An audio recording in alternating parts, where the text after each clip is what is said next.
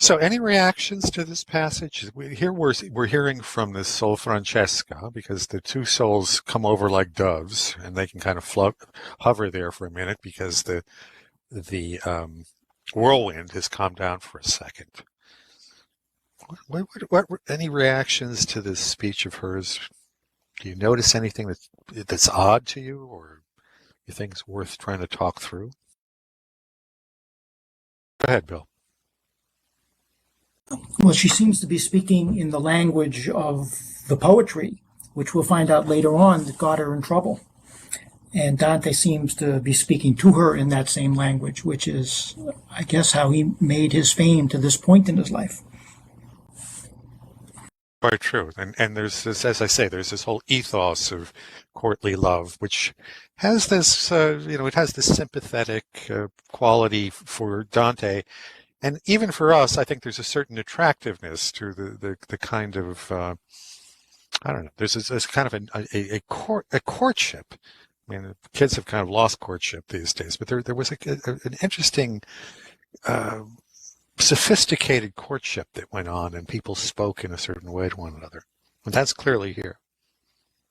How about the substance of what she says, though? The way she describes what happened. Anything strike you? Who's the king of the universe? That's in line 91.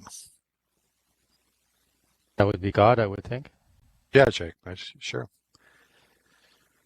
And so what do you say about somebody who says, if the king of the universe were our friend? I guess it shows that they still feel that they didn't do anything wrong, because if they're implying that the king was not their friend. Yeah, I think that's definitely part of it. Any other comments on this? Yeah, throughout it, she does seem to be manipulative. You're trying to make excuses for themselves. And I think that's what part of this is, too. She's trying to get him on her side, so to speak. She won't blame herself. I'm glad it was a woman who said that, by the way. Yeah, I think that's definitely true. That she's put in the best light on this case, and it is a hard case. If you read the notes, does somebody remember what the story is about Paolo and Francesca, how it is that they ended up as adulterers?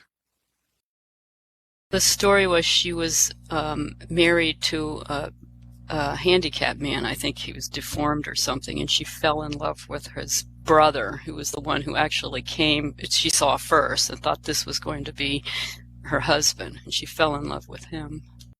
Yeah. And there's, if you read other commentaries, it may be that the husband mistreated her, kind of wife beating, that sort of thing. So, this is a familiar problem that anyone can be sympathetic to. This is a elegant, courtly woman in a marriage that's less than ideal, and the guy's abusive. But Dante is still saying something here that I think goes over and beyond that. I mean, these are truths, but are they an excuse? Go ahead, Michael. I found it interesting that at the beginning of the cantos, that when these lovers stood before Minos, that they were confessing, and confessing quickly everything that they did. Yet in the substance of this particular part of the cantos, she's still rationalizing what she had done.